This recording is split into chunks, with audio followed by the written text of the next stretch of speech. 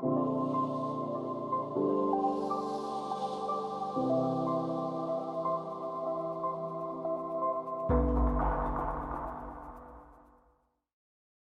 our next talk is on mental health and avoiding burnout in your crypto gig, and it is going to be hosted by Hudson Jameson.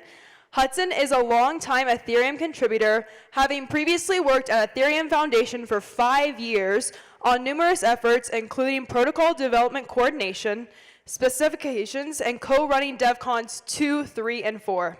He co-founded the Ethereum educational and coordination group, Ethereum Cat Herders. He has 3 cats and 5 chickens and lives in Texas with his spouse. Please help me in welcoming Hudson to the stage.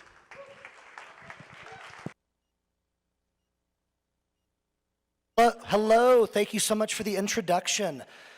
Whew. All right, so before we start, I gotta apologize. I kind of partied too hard last night at the Element Lido thing, so my voice is out. However, dead ass, I was just at the coffee table and they had honey. I just grabbed it and just like squirted a bunch in my throat. So I should be okay. All right. So yeah, today we're gonna be talking about mental health and avoiding burnout. Next slide. The clicker's not working. I'm gonna have to be like click a lot because there's animations. Click. All right, so just a bit about me. I've been in crypto since 2011. I have been in the Ethereum community since 2015, mostly at the Ethereum Foundation, doing stuff like the all-core devs calls, EIP management, and DevCon.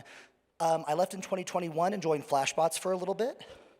And then I also co-founded Oaken Innovations and Ethereum Cat Herders, if you've heard of them. I'm trying to get a hobby outside of crypto. That's hard. We'll come back to that later. But I like ice cream, whiskey, and taking VHS tapes and put them on YouTube. Also, can we start the timer? Okay, so before we begin, just a quick heads up. Presentation is going to be on some heavier topics around mental health, maybe like mentioning self-harm. Completely relate to not being in a place to want to hear that. You can just walk out at any time, or turn off the video if you're watching on the internet until you're more comfortable hearing it, or never. I'm also not a doctor. I'm not trained in mental health. This just draws from my real life experiences in mental health and should not be taken as medical or legal advice. Click. All right, so let's get to some mental health tips. Today I'm kind of like structuring this just not to be like Webster's defines mental health as, but just kind of doing things that I thought were important to say to people that it's not always talked about. Next slide. So tip number 1, adjust your perspective on mental health. It should be treated as serious as a physical injury. So if you broke your hand and you can't code anymore, you're gonna do everything you can to heal that hand until you can code again. It seems like there's a stigma though, especially in some workplaces where it's mental health things like severe anxiety, depression, other stuff aren't taken as seriously in some parts of the world. When really that's going to cognitively affect your work much more sometimes than a lot of physical injuries. So it's a taboo subject, but talking about it helps. There are many places around the world where it's kind of like a suck it up, just be stronger, that kind of stuff. I really don't believe in that. I think that, if you're not okay, it's okay to be not okay. You can talk about it. You can reach out and get help for that. So the first tip, adjust your perspective. It's as bad as a physical injury. We should treat it more seriously. Next one. Okay, build and maintain a support system. Click. I do not mean this support system. We are all addicted to crypto. And if you were just if all your support is people who are also in the same echo chamber as you, then that's not going to be as effective. Next. So don't do that. Next. Instead, next, do something like this. My support system is my parents, my friends in the middle, and I have a therapist. A therapist has been one of the most helpful things for me, but again, it's just one piece of your support system. And hit one more time, click.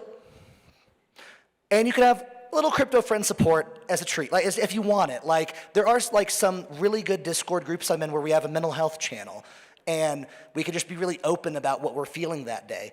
And everyone's support system's gonna look different. I mean, maybe you're just like a total introvert and you just have like your cat.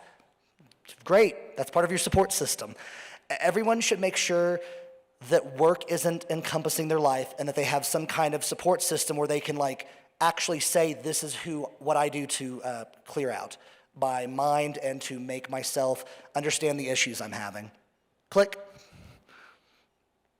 All right, don't be afraid to ask for help. I kind of alluded to this in tip number 1. You are not weak. People around you, especially people from different generations than your own, might not understand what you're going through, and that's okay. You should be the number 1 priority to you. I had this problem for a really, really long time. It was very difficult. I was helping a lot of different people, not taking care of myself, still struggling with that to this day, but I'm starting to finally come to an understanding myself that like, if I can't help myself, others are going to be affected as well. And if I don't help myself, I'm just gonna keep burning out harder and harder. So yeah, that's kind of, the tip is just don't be afraid to ask for help. Next slide. Now we're gonna talk about burnout. Next. All right, so burnout is individualized. It is different for different people. I've never admitted this publicly, but a mistake I made early on in working for Ethereum, I was at the Ethereum Foundation early, like 2015, 2016, and I would travel with Vitalik a lot. And we've all seen how Vitalik works. So in my mind, I was like, oh, if I'm not matching Vitalik, I'm not doing good enough. When in reality, Vitalik does take time to himself. He does take care of his health and his body and rest and stuff. But I was kind of naive and just thought I just need to be pushing myself harder and harder and harder to accomplish things.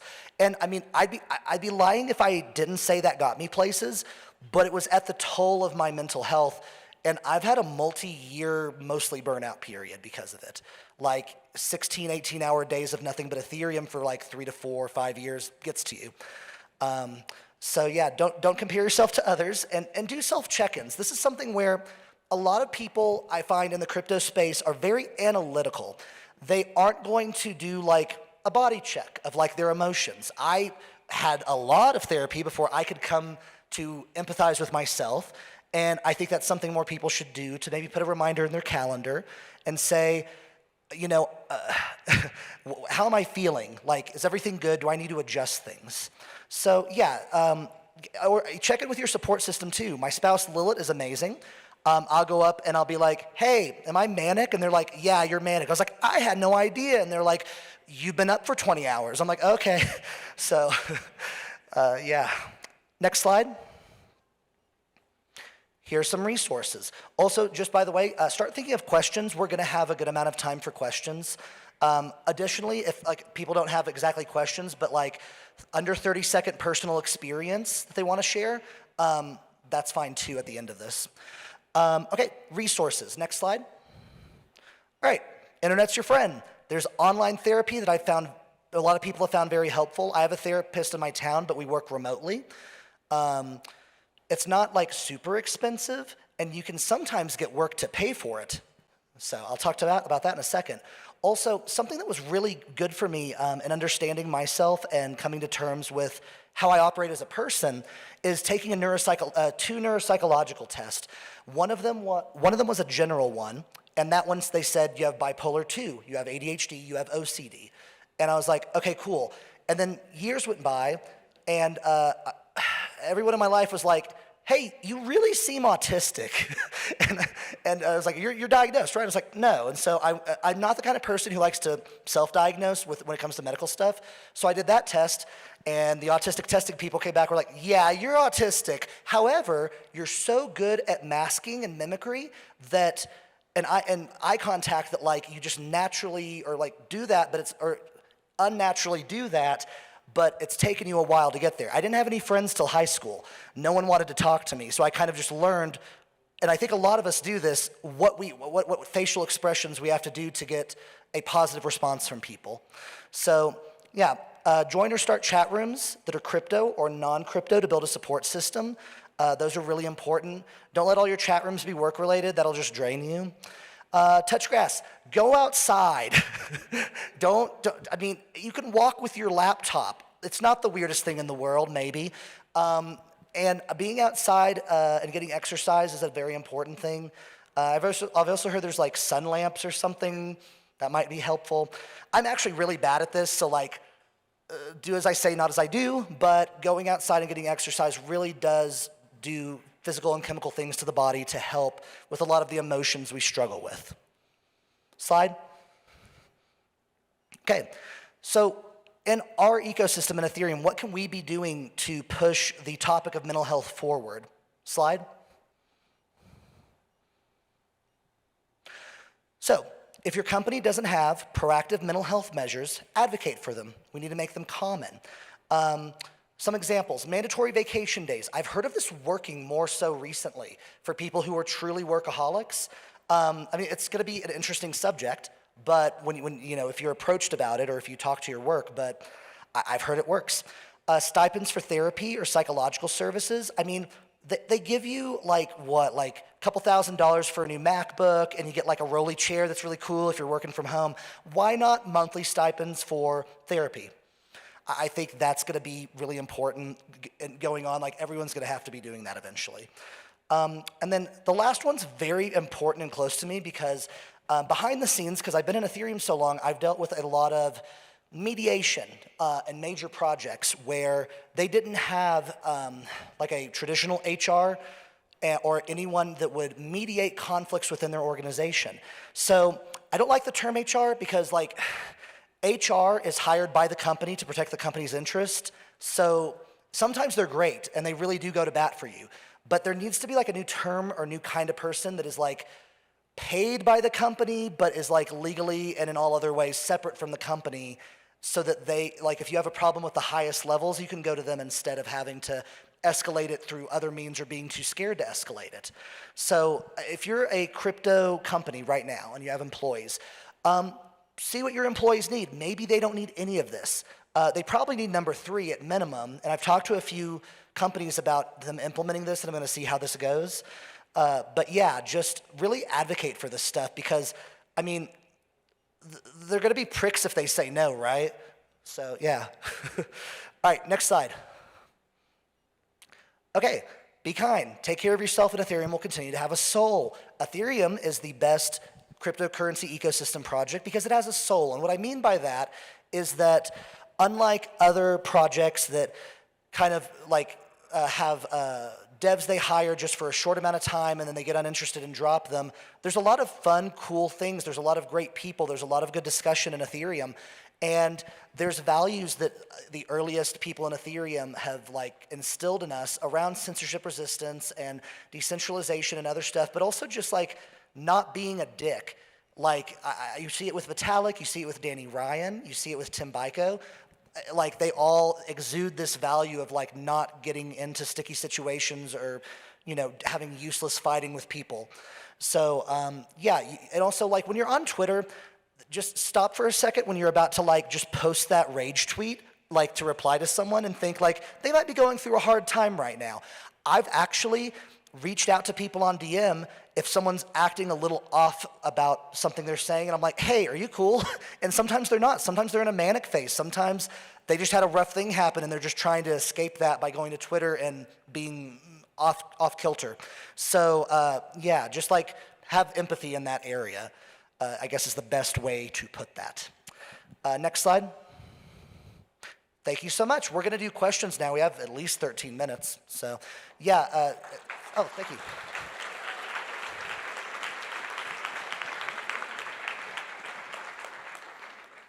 Hudson, thanks for the talk. Mm-hmm. I like your t-shirt.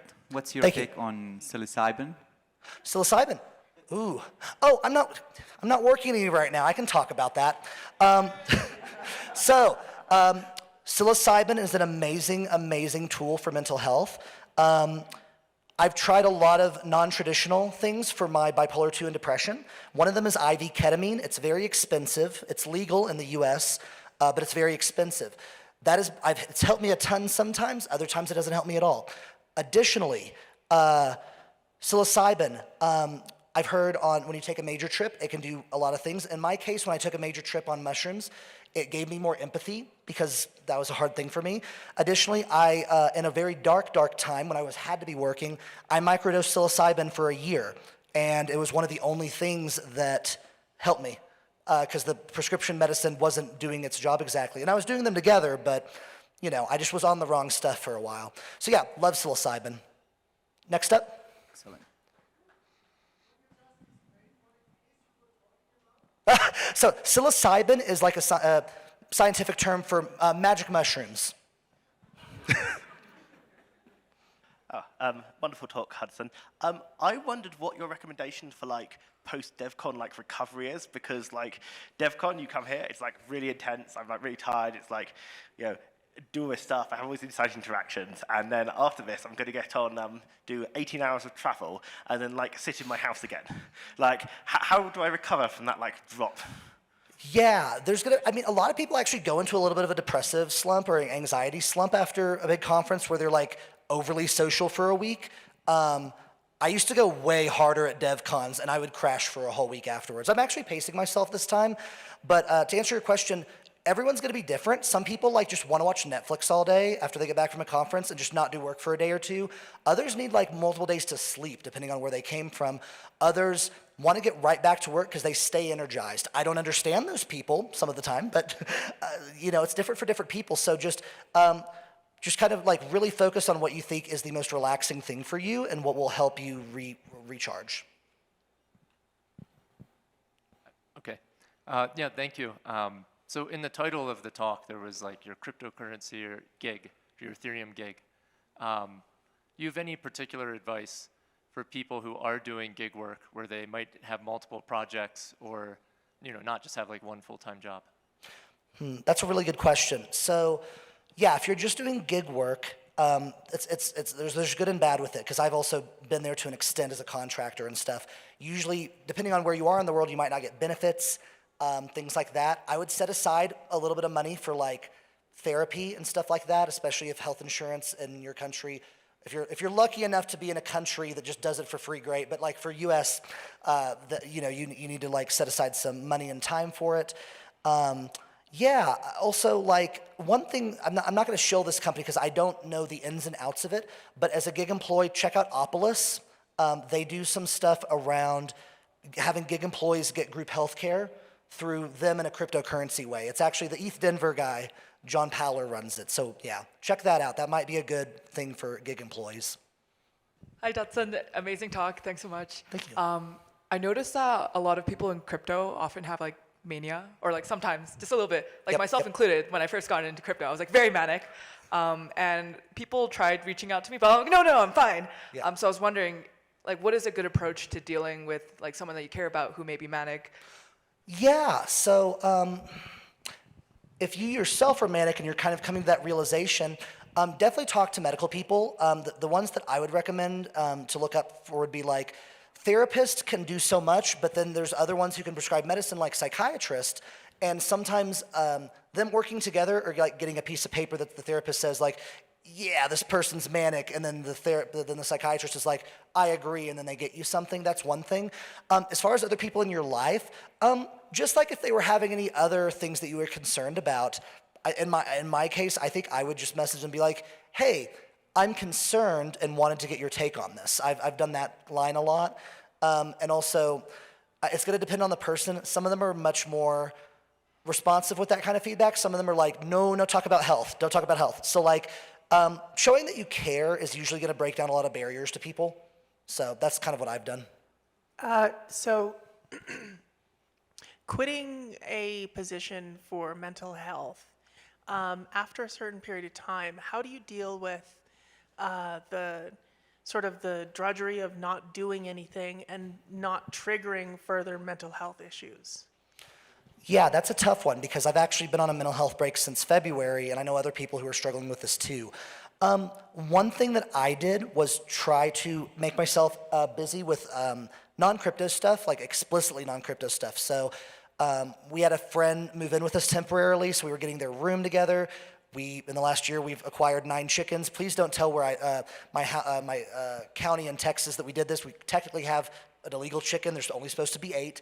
But so yeah, so like just dealing with like, you know, and there's like a garden we have, like there's a lot of things to deal with. And so it's like manual work like that gets your mind off it. Additionally, rekindling old friendships is a good idea. Like finding, you know, support groups that are in or outside of crypto to just kind of stay up to date. And for people who are just getting out, if there are opportunities for little bits to help, little advisory roles, or like throwing in a few GitHub commits, that can kind of help a little bit with like, I'm still here, I'm still doing stuff. But yeah, don't ever rush getting back into something just because there's that kind of void. That's just something that maybe a therapist can work out or you can find by doing other little tasks. Thank you so much. Such a great talk. My question is somewhat related to that is, with your spouse, how do you guys have 3 cats. I'm I'm going in that direction as well. So what's it like when you're off the mental break, and do you guys discuss crypto? Do you not? Do you intentionally just leave it there? Or if you get this, if I don't mean to pry into your private relationship, it's but fine. yeah, you know. Yeah, it's kind of like how do you interact with those closest to you about this while you're going through this? Is kind of what I take from that. So I can kind of give my personal thing. I really don't mind.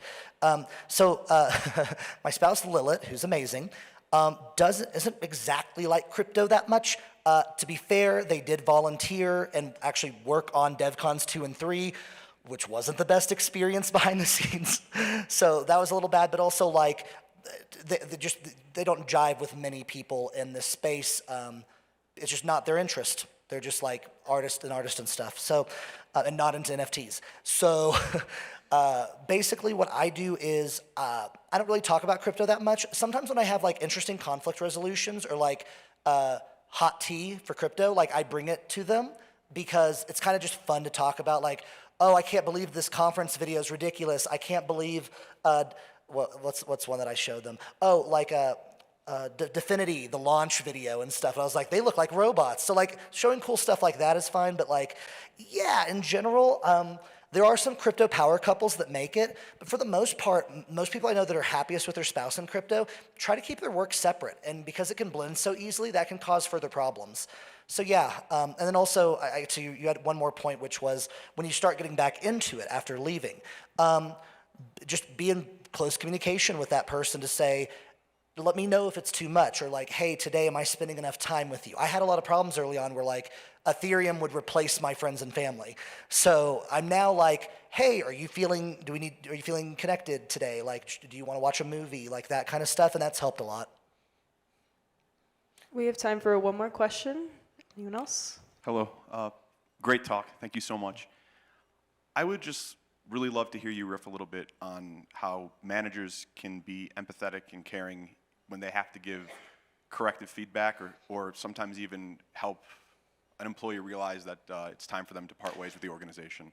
Yeah, I can riff a little bit on that. Empathy is really important. Managers should have that. In my personal experience, my 2 most recent full-time employments were the Ethereum Foundation and Flashbots. The Ethereum Foundation, I broke down and I was getting sent to, I took a grippy sock vacation to brain jail, AKA the mental health hospital. So I was getting sent there and I messaged the leadership at the EF and was like, hey, I'm coming here. So sorry, I feel like I'm letting you all down. And they were like, no, you take as much time as you need. You will have a job when you come back. That is the number one thing I think managers may not realize, is that they think, oh, if I'm going away for 1, 2, 3, 4 weeks at a mental health ward, I will lose my job because of what I'm doing. But though they said, you take as much time as you need, we're here to support you, everyone's covering your back. So shout out to the EF for that. And then later I worked for Flashbots for a stint, but I got into it too quickly. And there was a point in late last year where I was just like absolutely a mess with like home life stuff and or family stuff and other things, and I just was like bawling on the phone to Phil dying, and I was just like, I can't do this. And he said, there's nothing, we have full support. You are getting a 2-month paid mental health break, and at the end of it, you can come back if you want, or if not, we're totally cool. So like Flashbots had a policy in place to like, deal with this, and I was really happy about that. And it took me a while. In February when it was over, I said, I can't come back yet, my medicines aren't right, etc. Since then I've been doing a lot better, but like, it was just amazing to me that like they're so progressive in that. So as a manager, yeah, you need to just put people first. That's what like the EF has done in various ways, and Flashbots does in amazing ways. So yeah, put people first, be empathetic, and make sure they know they have a job. Thank you so much. Right? Thank you so much for your talk you. and for sharing your story.